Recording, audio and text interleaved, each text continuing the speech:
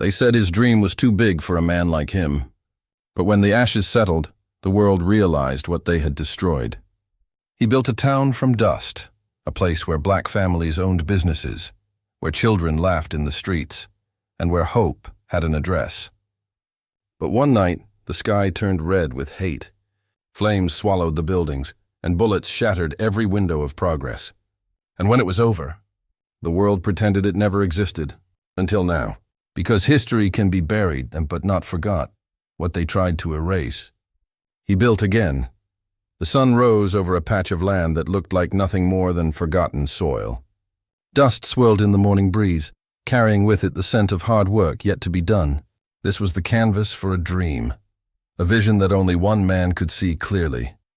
James Monroe, a self-made black entrepreneur who had spent years scraping every penny, forging connections, and building a plan that others called impossible. To outsiders, it was just another stretch of flat land in Oklahoma. To James, it was the birthplace of a town where black families could live free from oppression, a place where children could grow up without fear, and where success wasn't limited by skin color.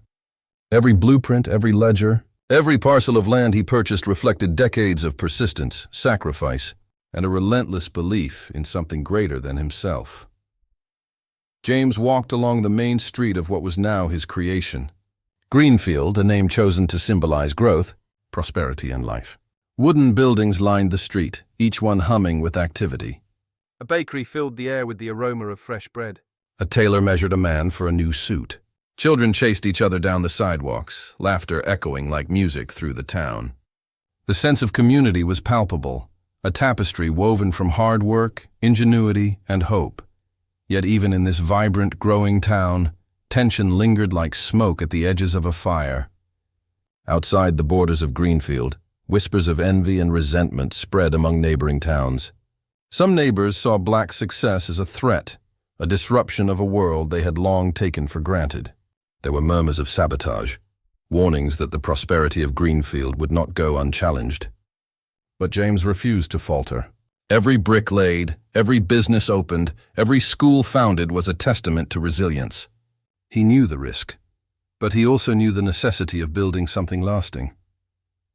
He walked past the bank he had established himself, a sturdy brick building that proudly bore the name Monroe & Co.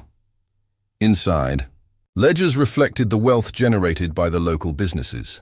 Unlike other towns where black families were denied loans or credit, Greenfield thrived because James believed in the power of investment in his own community. Farmers received fair prices for their crops, merchants expanded their stores, and the town's infrastructure flourished. It was a self-sustaining ecosystem of dignity, pride, and opportunity. Yet the town's very success painted a target on it. James knew that those outside would never look at Greenfield with neutrality. Rumors circulated in nearby towns that Greenfield was becoming too prosperous, that black people should not own such wealth, that the very existence of a thriving black town challenged the status quo. These whispers sometimes made their way into letters, threatening notes left at the edges of town and, on rare occasions, confrontations at the marketplace. James faced these threats not with fear, but with strategy. Every town hall meeting, every council discussion, every investment he made carried dual purpose: growth for the town and defense against the outside world. He trained his citizens to protect their businesses, encouraged education for young men and women so they could defend themselves with knowledge, and fostered a spirit of unity that even fear could not break. Despite the looming danger, life in Greenfield blossomed. Schools were built with bright windows and open courtyards. Churches echoed with hymnals and prayer. Families celebrated births, weddings, and harvests with a joy that outsiders couldn't comprehend. The town became a beacon of what black achievement could look like in a country built on inequality. Visitors came from far and wide, not just to admire the prosperity, but to learn, to invest, and in some cases, to attempt to replicate it. But there were cracks in the veneer of peace. A few small businesses reported suspicious break-ins. Fires, easily extinguished, had broken out near storage barns. Anonymous notes hinted that the outside world was watching, waiting. Some residents whispered that it was only a matter of time before something catastrophic happened. James, though, never allowed fear to dictate his actions. He reminded his people that they had survived slavery, prejudice, and the daily indignities of a racist society. What was a few threats compared to the decades of resilience they already carried? One evening, James stood on the balcony of his office, overlooking the town square. The lanterns lit up the cobblestone streets, reflecting the laughter and warmth of families strolling through the market.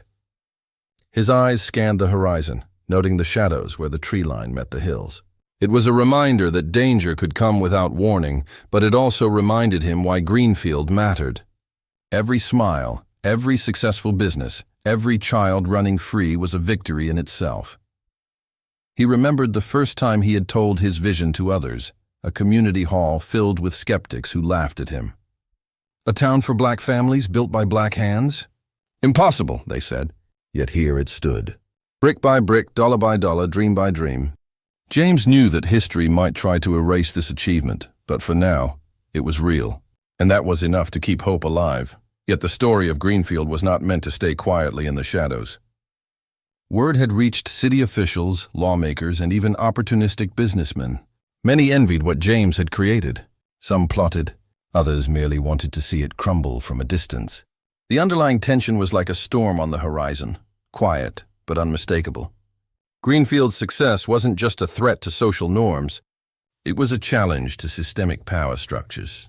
And when people fear a challenge, they often respond with violence. James knew it. And he also knew that his next steps would define the survival of his town. He began hosting late-night meetings with council members, preparing contingency plans, and quietly fortifying businesses. But more importantly, he instilled in his citizens the understanding that they were part of something bigger than themselves. This wasn't just a town. It was a symbol, a legacy, a promise to future generations. As night fell, James stood by the window, watching lanterns flicker in the wind. The distant calls of coyotes echoed from the hills, mingling with the faint sounds of the town settling for the evening. He reflected on his journey, from a boy who had worked the fields under the scorching sun, to a man who now oversaw a thriving community against all odds. Each decision, each sacrifice, each hardship had led to this moment. Greenfield had become more than a town. It was a testament, a statement that black ambition could survive. That dreams could be realized, even in the face of a world determined to erase them. And while James knew that storms were inevitable, he also understood that courage, unity, and preparation could stand against even the darkest forces. The days following Greenfield's rise were filled with cautious optimism. Residents went about their lives, proud of the businesses, schools, and homes that they had built together. But beneath the laughter and bustling marketplaces, a storm quietly gathered beyond the town's borders. It started with rumors, whispers in neighboring towns about a black town flourishing too far from white eyes. Stories spread of Greenfield's bank paying fair wages, its citizens attending school without fear, and its shops overflowing with goods. The tales, exaggerated or not, fanned the flames of envy and resentment. Soon, subtle threats began to arrive. Windows were scratched with words of warning, barns were left with doors ajar as if inviting theft, and late-night fires appeared at the edges of fields, small enough to be controlled, but enough to send a message. James Monroe noticed the signs immediately, and his eyes darkened with resolve. He had anticipated adversity, but the precision of these attacks indicated more than casual hatred. Someone was watching, planning. James called a meeting with the town council, his voice steady, but his hands clenched over the papers he held. "We've built something beautiful," he told them. "But beauty always attracts attention. We must protect our people, our businesses, and our future. I need every able-bodied man and woman ready, trained, and aware. And we will not respond with hate. We will respond with preparation." Volunteers stepped forward, motivated by loyalty and fear alike. Workshops were organized to teach self-defense, first aid, and emergency response. The town's police force, a small but disciplined group, patrolled the perimeter with vigilance. For the first time, the townspeople felt the weight of their success. Prosperity had painted a target on their backs. One evening, the tension escalated. A group of outsiders tried to intimidate local shopkeepers at the market. Their jeers and threats escalated quickly, and for a moment it seemed violence would erupt. But James arrived, calm and authoritative. Standing between the townspeople and the intruders, he spoke with unwavering clarity. "You will not touch this town," he said. "This is not just a place of business, it is a place of dreams. Dreams that you cannot destroy by fear or force." The intruders left, some muttering under their breath, others visibly shaken. Word of James's courage spread, earning him admiration, but it also solidified the resolve of those plotting Greenfield's downfall. Meanwhile, internal tension threatened the town's unity. Some residents argued about whether to respond to the threats directly, while others feared that defensive measures would provoke violence. James walked among them, listening, mediating, and reassuring. Every conversation carried weight. Every decision mattered. He spoke to a group of young men one night under the soft glow of lanterns. Fear is natural. Courage is choice. If we falter because of it, then everything we've built crumbles. But if we act wisely together, nothing can erase what we've created. Their eyes brightened with understanding. They were ready to defend not just homes, but legacy. Then came the night that would change everything. A distant cry of alarm shattered the town's sleep. Smoke and fire rose from the western edge, where a barn storing grain and essential supplies burned. The attack was swift and deliberate, meant to instill fear. But the town, trained and prepared, responded immediately. Firefighters, both men and women, coordinated efforts to contain the blaze, while patrol groups identified suspicious figures fleeing into the darkness. The intruders were no longer mere vandals. They were organized with intent to dismantle everything James and his town had built. The community realized they were facing an existential threat. James called an emergency town meeting the next morning. The tension in the room was palpable. Men and women sat in silence, the weight of responsibility heavy on their shoulders. James rose, voice firm, eyes scanning every face. "We are not victims. We are architects of our destiny. They can burn our barns, they can break our windows, but they cannot destroy our spirit. Greenfield exists in every brick, every lesson taught, every dream nurtured here. Tonight we protect what is ours, and if they think hatred can erase history, they are gravely mistaken." His words ignited resolve.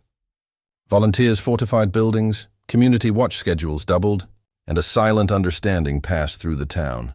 They would fight, not with revenge, but with unity and strategy. As tensions mounted, James also sought allies outside Greenfield. Letters were sent to sympathetic lawyers, journalists, and neighboring towns who believed in justice. Some responded cautiously, others enthusiastically. News of the town's prosperity and the threats it faced began to reach national attention. Yet even as support grew, so did the danger. One night, a small militia surrounded the town, armed with torches and weapons. Panic threatened to break out, but James, ever strategic, called the leaders to negotiate. With careful words, he emphasized the futility of violence against a united and prepared town. The militia withdrew, but their intent was clear. They would return stronger and more determined. During this time, the town also faced internal betrayal. A trusted business owner, swayed by fear and greed, attempted to collaborate with the outsiders to protect his own wealth. When James discovered the deception, he addressed it not with punishment alone, but with a lesson for the town: vigilance must accompany trust. The betrayal shook the community, but also strengthened their resolve. Every citizen began to understand that survival required not just courage, but constant awareness. The rising action peaked when the external threat escalated into a full-scale attack attempt. A mob approached under the cover of darkness, intending to burn homes and destroy businesses. Greenfield's residents, trained and united, met them at the town's edge. Fire breaks were prepared, signals communicated, and escape routes secured for the most vulnerable. The confrontation, tense and cinematic, was not a massacre but a standoff. Voices shouted, torches flared, and James, standing at the forefront, negotiated with authority and clarity. He reminded the attackers that the town's strength came not from weapons alone, but from community, resilience, and moral courage. The mob, confronted by an unyielding town, retreated with growing frustration, their plans thwarted. By the end of the week, Greenfield had survived not just a physical threat, but a test of its spirit. The town's unity, preparation, and strategic thinking had kept them safe. Yet the residents knew this was only the beginning. History had shown that their existence would always be challenged, and the world outside would not forget their prosperity easily. James walked the streets that evening, observing the lights in homes and shops, the laughter of children, and the pride on the faces of his neighbors. His heart swelled, tempered by the knowledge that danger was never fully gone. But Greenfield had proven that it could withstand adversity. And if the world tried again, they would be ready. As James stood on the balcony, looking over the fortified streets, he whispered, "They thought they could erase us, but they have only strengthened our resolve." This line primes the audience for the climactic confrontation, ensuring viewers remain glued to the video. The night air was thick with tension. Lanterns flickered along the streets of Greenfield as a chill wind whispered through the trees. Every citizen stood alert, hearts pounding, eyes scanning the shadows. The town had prepared for this moment, but nothing could fully erase the dread of what was about to unfold. From the horizon, the mob appeared, a mass of angry, armed men determined to destroy what James Monroe and his community had built. Torches burned in their hands, and the glint of weapons caught the moonlight. Their shouts pierced the quiet night, echoing through the empty fields surrounding the town. Greenfield, though, did not respond with panic. James emerged at the town square, his silhouette sharp against the glow of the street lamps. His chest swelled with a mixture of fear, anger, and unwavering determination. Around him, the citizens of Greenfield formed a protective line, men and women standing shoulder to shoulder, armed with knowledge, courage, and an unspoken bond stronger than any weapon. The mob advanced, shouting insults, taunts, and threats. "This town doesn't belong to you," they bellowed. "We'll erase every building, every home, every business." James raised a hand, signaling for silence. His voice, calm but commanding, cut through the chaos. "Greenfield is not yours to take. This town is built on dreams, courage, and the blood, sweat, and tears of its people. If you think violence can erase what we've achieved, you are mistaken." For a moment, the mob hesitated. The power in his words was undeniable, but many were too blinded by hate to retreat. Flames from torches illuminated faces twisted with rage, some trembling, others furious. The confrontation escalated. A group of attackers tried to breach the perimeter near the town's bank. Shouts and chaos erupted as citizens responded, not with reckless violence but with strategic defense. Barrels were overturned to block paths, fires were redirected away from homes, and children were ushered into safe zones. Every action demonstrated preparation, courage, and a unity that the mob had underestimated. James moved swiftly through the crowd, personally guiding townspeople, coordinating defenses, and even intercepting a few attackers. His leadership was fearless, a beacon of hope and authority. The mob, faced with a town that refused to crumble under intimidation, began to waver. Then came the moment that would define the night. A group of the most aggressive attackers attempted to storm the main square, intent on burning the town hall. James stood directly in their path. Torchlight danced across his face, highlighting the determination etched into every line. "You cannot break what is built on courage and unity," he shouted. The attackers hesitated, startled by the sheer audacity of one man standing before many. His unwavering presence, combined with the readiness of his citizens, created a psychological wall stronger than any physical barrier. At that moment, nature seemed to join the fight. A sudden gust of wind scattered torches, extinguishing some, sending others flaring wildly. Sparks landed harmlessly on the cobblestones, and the moon emerged from behind clouds, casting a silvery glow over the town. The scene was surreal, a cinematic tableau of tension, fear, and hope colliding. The mob's coordination broke down. Confusion spread. Some fled, realizing the attack was failing. Others argued among themselves, unsure whether to press forward or retreat. Every hesitation gave Greenfield a strategic advantage. James moved decisively, guiding his people to contain the chaos, reinforcing barricades, and ensuring no innocent was harmed. One particularly aggressive antagonist, a man who had been leading the charge, was publicly humiliated in the chaos. Tripping over a barricade, falling face first into the mud, his anger erupted into panic as townspeople restrained him without inflicting lasting harm. The humiliation was complete. The would-be conqueror of Greenfield defeated not through violence but by the unity, intelligence, and preparedness of the town. This moment became symbolic. The attack had failed, not because Greenfield had superior weapons, but because it had heart, courage, and solidarity. Every citizen realized that their strength was not just in defense, but in the unwavering commitment to protect their community. By the early hours of the morning, the mob had fully retreated. Exhausted but unbroken, Greenfield's residents emerged from their shelters. Lanterns flickered back to life along the streets, revealing a town scarred but intact. Fires had been contained, minor damage repaired swiftly, and every person had survived. James walked through the streets, observing the resilience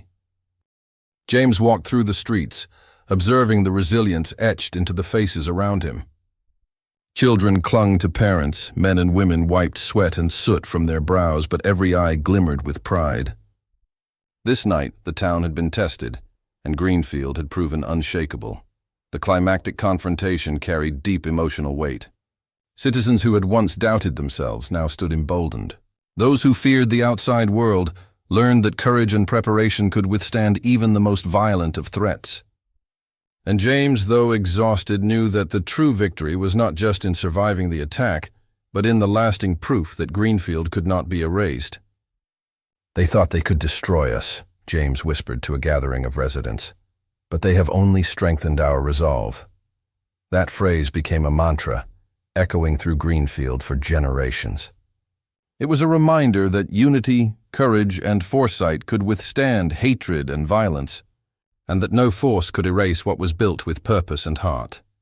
The sun rose slowly over Greenfield, casting golden light across streets that had survived the storm of the previous night. Dust still hung faintly in the air, mingling with the scent of smoke from the torches and the warmth of early morning fires. The town had endured an ordeal meant to destroy it, yet every building, every home, and every heart remained standing. James Monroe walked along the main street, observing the town he had built. Faces of children peered from windows, adults worked tirelessly to repair minor damage, and merchants reopened their shops. There was a palpable sense of pride, a shared understanding that this was more than a town. Greenfield had become a symbol, a beacon of resilience, and a testament to the power of community. In the aftermath, the story of Greenfield spread far beyond its borders. Newspapers carried accounts of the night's attack, often sensationalized but impossible to ignore.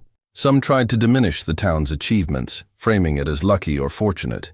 Others told the truth, that Greenfield had faced a violent, organized attempt at destruction and had survived through unity, preparation, and courage. Support arrived from unexpected places. Lawyers, journalists, and activists offered assistance, helping document the events and provide legal protection against future threats. Greenfield's story became a rallying point for other black communities, a testament that dreams could survive even the harshest opposition. Internally, Greenfield evolved.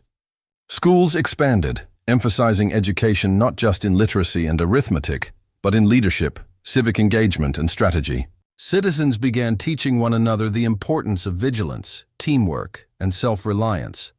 The events of the attack had been traumatic, but they also became a lesson in empowerment. Children who had once played without concern now learned that protecting their community required courage and knowledge, instilling values that would echo through generations. James worked tirelessly to rebuild and fortify the town. Every brick laid, every door reinforced, every business reopened, carried with it the spirit of defiance against those who had tried to erase their existence. The town thrived not just materially but spiritually. Citizens understood that their collective resilience was a force far stronger than hate or greed.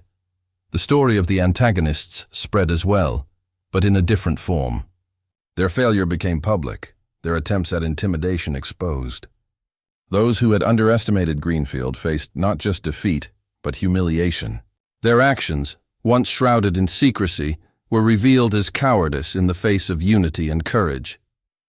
Public acknowledgement of their failure only strengthened the town's morale and reputation. James understood the importance of legacy. Greenfield was no longer just his vision. It belonged to every citizen who had endured, resisted, and contributed. He initiated community councils to ensure decisions were collective, fostering leadership among the younger generation. The town became self-sustaining, a place where future threats could be met not by one man, but by a united, informed community. Years passed, and Greenfield grew.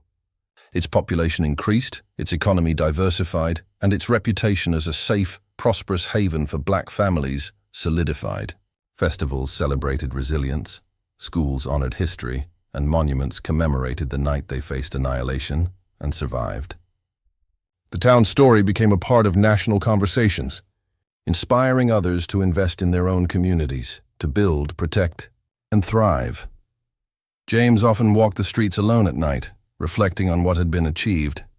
He understood the fragility of success in a world predisposed to destroy it, yet he also knew the permanence of courage, unity, and vision. Greenfield was not just a town. It was proof that black achievement could not be erased, no matter how powerful the opposition. The emotional impact of the events shaped generations. Children who witnessed the night of the attack grew up to become leaders, educators, and innovators. They carried with them the story of Greenfield, of a town that faced violence, intimidation, and hatred, yet remained steadfast.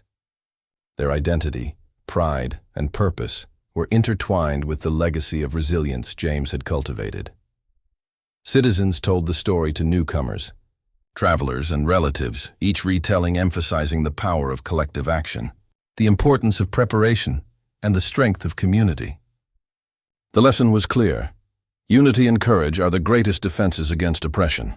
Every resident internalized the truth that their town's existence mattered, not just for them, but for the world watching, for history remembering. Even the outside world began to recognize the significance of Greenfield. Scholars documented the town's achievements, while journalists highlighted the courage displayed by its citizens. The narrative of destruction and survival inspired movements, contributed to policy changes, and encouraged other marginalized communities to invest in education, business, and civic engagement. Greenfield had become more than a town. It was a symbol of resilience, a living testament to the refusal of history to be erased. James Monroe, now older, stood on the same balcony from which he had once watched the attack unfold. He looked at his town, vibrant and thriving, and felt a mixture of pride and humility. Every building, every shop, every smiling face was a victory. He whispered to himself, "We survived, we thrived, and no force on this earth can erase what we have built together." The townspeople cheered as he descended to the square, joining them in celebration, not of wealth but of life, community, and the enduring power of hope. Greenfield proved that courage, unity, and foresight could withstand the gravest threats. James's vision and the community's resilience offered a timeless lesson. History may try to erase achievements, but determination and solidarity make them immortal. This ending reinforces emotional satisfaction, leaving viewers uplifted, inspired, and compelled to share the story, maximizing engagement and retention.